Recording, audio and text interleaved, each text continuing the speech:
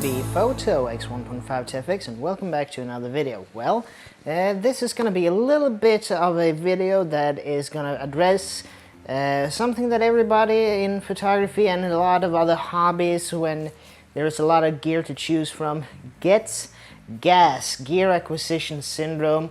And yeah, this is the latest edition in that little, but it also is that I have, as a lot of people said, completed my little trifecta, whatever you want to call it, of you know, must-have, in quotation marks, lenses for general purpose photography. Well, I'm gonna start with the most telephoto that I have, and yeah, I'm gonna put the lenses on this little table here. So I'm putting it on the table. First we have the HB7 Mark II, tulip style, you know, and it goes on this lens, which is the first one I'm gonna talk a little bit about. It's the Nikkor ED AF Nikkor 80 to 200 millimeter 2.5D. I mean, this is a beautiful lens. It's as far as my knowledge, it's still made by Nikkor to this day.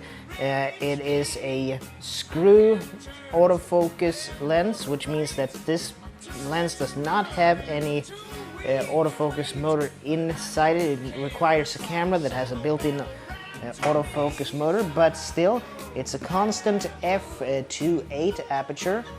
And I've used this lens with this little hood when I used the F4 Nikon F4 in Stockholm last summer. So look up that video and you'll see a bunch of images taken with this lens. Brilliant. It doesn't cost that much. I mean, you can get this $500. I think I paid something like 4,500, 5,000 Swedish for it.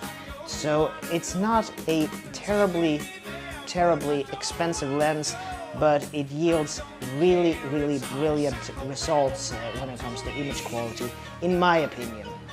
I know there is a lot of other lenses out on the market nowadays, you know, with all these types of... this also has a little bit of a limited focusing range with this little switch up here.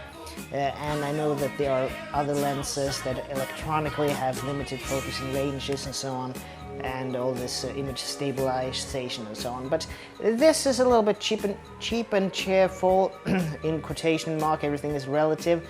But this is the first one, and it's the longer, more telephoto lens in these little trifours.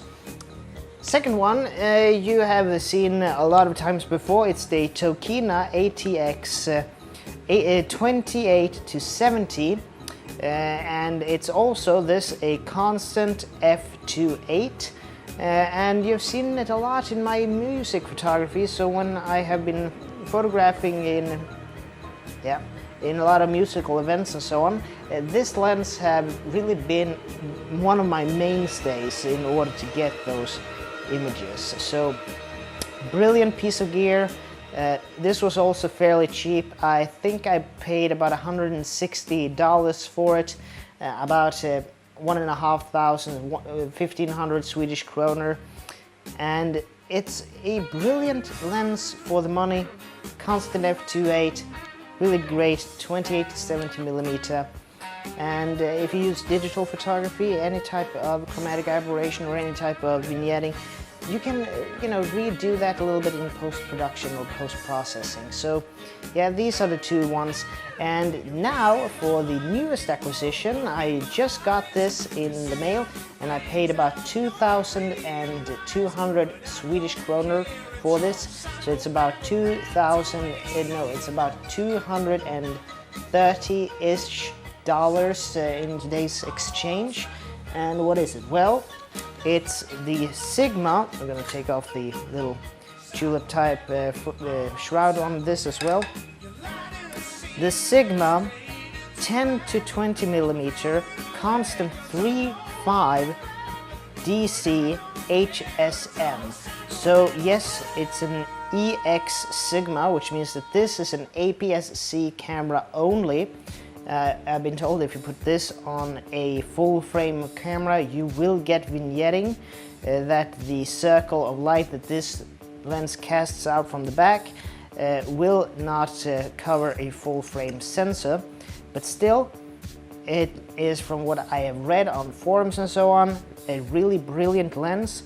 You have a switch on the side for manual and autofocus, and still apparently you still have manual focus all the time. A big front element, but still it takes an 82mm filter thread. It might be a little bit hard to get, but still, yeah, I think that this is my little trifecta of general purpose photography. And keep in mind that what I'm using is the D7200 when it comes to digital photography. So you have to multiply every one of the focal lengths, even on this one apparently, with 1.5. So this one becomes a little bit like a 15 to 30mm. This one becomes a little bit okay, half of 28 is 14, so 34, 38, 39, 9, 40, 42mm. And this one becomes 80, 90, 100, 120 to 300mm. Okay, emergency department, ambulance helicopter is flying past in the background, so mind the noise. Well, that's a little bit of my little trifecta of lenses. Unfortunately, I don't have that much. I'm gonna plan on doing, if the weather allows, a little bit of a photo shoot outdoors with this one, doing a little bit of street photography, because that's, and maybe a little bit of landscape work as well. But all in all, I have now been able to complete my trifecta of lenses when it comes to general purpose photography, and I would really recommend at least these two. Mind you, I haven't really had that much experience with this 10 to 20 as of yet, but these two I have some experience with, using both film cameras and digital cameras, and then it's APS-C only. But would I recommend these two to any aspiring photographer? I would most certainly do it. They are price-worthy, and they do really give you image quality that, you know, really is outstanding for the price paid in many instances, and I would recommend get them used. Or even if you can get them in NOS or new old stock. But anyway, that's all for me for now. I know that this was a little bit of a ramble video, but anyway, this is Tobias Bergström from T.B.Photo X1.5 and I'd like to see you guys in the next video. And as always, please like, share, comment, and subscribe. And yeah, I'll see you guys in the next one. Oh, and by the way, if any of you out there have any hands-on experience with the Sigma 10 to 20 3.5, just drop a comment in the comment section below if you have any information or any feedback about it. Is it good? Is it bad? Indifferent?